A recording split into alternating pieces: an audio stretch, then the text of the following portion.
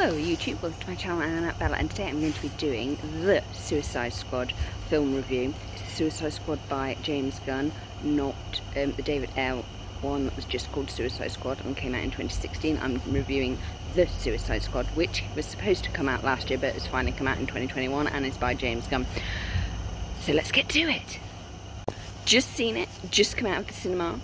Three main points. One, it had a beginning, middle and an end, and it had acts within each beginning, middle and the end, and it used writing throughout. It felt like you were watching a moving comic book, which was absolutely excellent. The Suicide Squad's roots were honoured as so much. You always knew that Rick Flag was going to be a difficult character to go through as the only hero of the bunch in a load of anti-heroes and villains forced to do things, but the friendship between all of the characters felt genuine because they had enough time to establish it, and it felt genuine and not rushed, which was a criticism of the 2016 Suicide Squad. There are good things and bad things for both movies.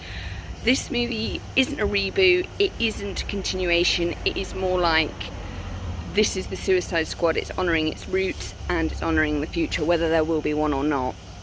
I'm not going to do many spoilers because I don't think there should be, because why do that? Loving the bond between Ratcatcher and Bloodsport, Ratcatcher 2 and Bloodsport, not Ratcatcher 1, because that would be weird and slightly odd seeing as they never have actually met. Harley Quinn is interesting, isn't she? It feels like she's come full circle and she now recognises red flags when she sees them. Cough, cough, cough, cough, cough, yes. But I think that they did something to a certain flag to avoid a certain thing that happens in the comics. Anyway, that's me digressing. I really enjoyed it. I felt that the action was well paced, and it took its time. It allowed the story to build, and it was sort of mysterious. Some might say a little slow, but it definitely is R-rated. There was F-bombs everywhere, but they were actually justified, weirdly enough, because the situation was strange. Peacemaker, he's a weird dude, and why on earth? Yes, stay for the end credit scene, because that is well worth staying for. I enjoyed it. It's interesting how Amanda Waller now has colleagues surrounding her that curb her. That was an interesting twist, though how that will play out I don't know, but you can see that the actual people surrounding Waller wanted to be more compassionate, and actually they don't understand that the reason she's saying what she's saying is purely to get the outcome. I want you on the team, you are going on the team, this is what I'm going to be, this is the motivation I'm going to give you, I'm going to threaten this, you're going to do this for me, and you will get this reward. Carrot, stick, carrot, stick. Whether she actually intends to do these things, I don't know. I think that she will threaten, and because she's backed herself into that threatening position, she has no choice but to do it. It was kind of strange. I felt that Veta Davis and Idris Elba, oh, he was fantastic. Bloodsport, fantastic. Absolutely wonderful. Wonderful. We need to see more of him. Personally, I'd like to see him toe-to-toe with Superman. I want to see him shoot that kryptonite bullet in Superman's self-righteous butt, but we need more Bloodsport. Some of these anti-heroes, villains on the Suicide Squad actually deserve their own movies. Polka-Dot Man, oh, it was just wonderful what they managed to do. And in another way, oh, beautiful. He was just a cupcake. You just wanted to keep him. And little Sebastian Rat. I was very attached to them. Harley had like her own story going on that was completely separate. But actually it shows how callous Waller is, because she put Rick Flag and Harley in with the group that Waller expected to die. Waller's main purpose is metahuman management, and the easiest way for the American government to manage metahumans is to kill them off. Because if they don't support truth, justice and the American way, then the American government sees them as things of no value or as weapons that are too dangerous. And now it's going to be interesting. I did miss Killer Croc, weirdly enough, and I did miss Katana, but I can understand why she was not invited to this one. But it is really kind of interesting that Rick Flag doesn't know that he's being played all the time by Waller. That is just so like, oh, how can you not know what you're working for? I mean, I felt that the Suicide Squad in 2016 handled that better, where Rick Flag had, they warned me about you. And I think that in this one, Rick Flag sort of lost his brain, but then again, he's never had much of a brain. And it's interesting that Peacemaker, Bloodsport and Rick Flag have similar skill sets. And don't forget Deadshot. But actually, Deadshot's actually cleverer. He understands the game, whereas Rick Flag has got no political bone in his body. Harley, weirdly enough, does, but that's because of cruelty towards her, and she's learned through her experiences, which have been absolutely awful. But she's actually a valid piece, but it's so callous, so callous is Waller. Anyway, The Thinker was good, good old Peter Capaldi. Yes, we like to see some Doctor Who reference. Yeah, it did feel like Stario, the villain, did actually feel very Doctor Who-y, to be absolutely fair. Suicide Squad, a beautiful psychedelic mess of conundrum.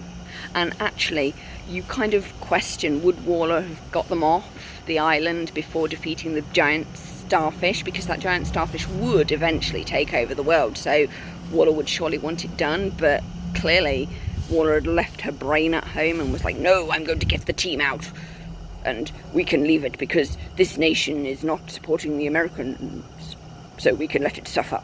I'm like, you fool, the starfish will swim across the sea and come to America and eat you. Anyway, she never does seem to learn from her mistakes, but then again, she is only human after all. So I hope you've enjoyed this review. I'm going to give it 4 out of 5 actually. I know some people would want to give it 5 out of 5, but I felt that it was a bit disjointed with some of the characters, like Harley Quinn's arc was off on something else. Rick Flag felt that his brain got flushed down the loo. Bloodsport was so the centre of this movie. You follow him, he is the leader. And Anawe, nom nom nom nom nom. Yeah, and little Sebastian with the little ratty hands, adorable. But you do feel that the group therapy did work with the specific group that Waller put in the second team. The first team were just cannon fodder distractions. But Weasel, he lives to probably eat more children. Should that be a good thing? Anyway, I hope you go check it out. It's good. And it's a fun ride. It didn't have the pacing issues that Black Widow had, nor, see, the thing is Black Widow deals with darker subject matter but gets a 12A and is unsatisfactory. Suicide Squad gets a 15 rating in Europe and the UK, and I'm presuming an R in America, and is actually a fun, rip-roaring movie that feels appropriate for the subject matter. It does it justice, which is good. So that's me, signing off. Well, this is my The Suicide Squad film review postscript. I've slept since my initial review. 3 points. First point, yes, there was some links to COVID-19, obviously, with the starfish and things falling on faces and people covering your face, blah, blah, blah, blah, blah. Need we say no more about that. Second, it was interesting that in the first Suicide Squad, Amanda Waller specifically chose people who wouldn't kill women or children, and that she worked quite closely with Rick Flag and Deadshot to achieve that, because she knew that Harley Quinn wouldn't go randomly around killing children and women, and she knew that Deadshot had a code: I don't kill women, I don't kill children. That was sort of his thing, and Rick Flag agreed with that said motion going forward. And it was interesting in this film that Bloodsport was similar, as was Rick Flag, but notice that Rick Flag got put in the first team that was specifically cannon fodder, which means that Amanda Waller wanted Peacemaker and Bloodsport to lead her teams, which means that she doesn't need any more help from Special Ops. She's got enough support from the CIA and enough budget from the American government, and she's got enough special skills from the convicts themselves that she doesn't require American military special forces support. Obviously with the tech side she does, but she can get that whenever.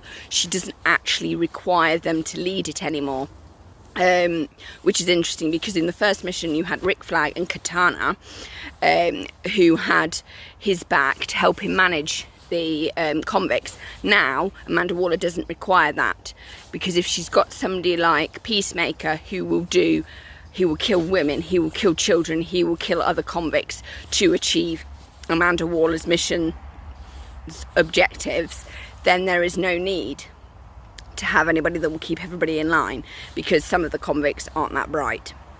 Cough cough. Sorry, King Shark, you're adorable, but you are a cinnamon roll muffin. Me smart, me. Book good. Your book's upside down. Never mind, moving swiftly on. Hand. Bird. No, wait, get off the comm. Yeah. Moving swiftly on to my third point. Connection to children means the mission are usually going to be accomplished, because most adults will cherish children. And it was interesting that Amanda Waller's CIA staff bring her to heel, which means the government have put in place a fail-safe. If Amanda Waller goes nuts, they'll just get, the employees will knock her on the head and they'll override it to do the best for the country and for other people, which was an interesting point. My other point, which is the fourth point, which shouldn't actually be on here, was Harley Quinn has come full circle with her development. It's interesting, her tattoo on the back says property of no one, when actually she's technically the property of the United States government, as most convicts will actually be under loco parentis, sort of as a vulnerable adult. They will be cared for by the state. Just pointing that out as a small thing. But it won't be loco parentis, it will be under vulnerable adults, blah blah blah blah blah stuff. But that's interesting in itself. So I hope you've enjoyed this postscript to my review, with a couple of points after I'd slept. So yeah, I enjoyed it. I thought it was good. It had a good beginning, middle and end, as I've said previously, and within the beginning, middle and end it had various acts, and it felt like you were watching a comic book. Loved the inclusion of the written word throughout. Framed it, loved it. The characters had time to breathe and a time to explain their stories, so you weren't just moving quickly through stuff. So that was one criticism of the 2016 Suicide Squad. The Suicide Squad took the concept and has taken it higher, but I feel that Rick Flag has been dealt a rather rubbish hand. So that's basically it. Well, I hope you enjoyed my review of The Suicide Squad by James Gunn, that's come out finally in 2021 due to pandemic delays. Like, comment and subscribe, and let me know what you thought about The Suicide Squad by James Gunn in the comments below. Bye!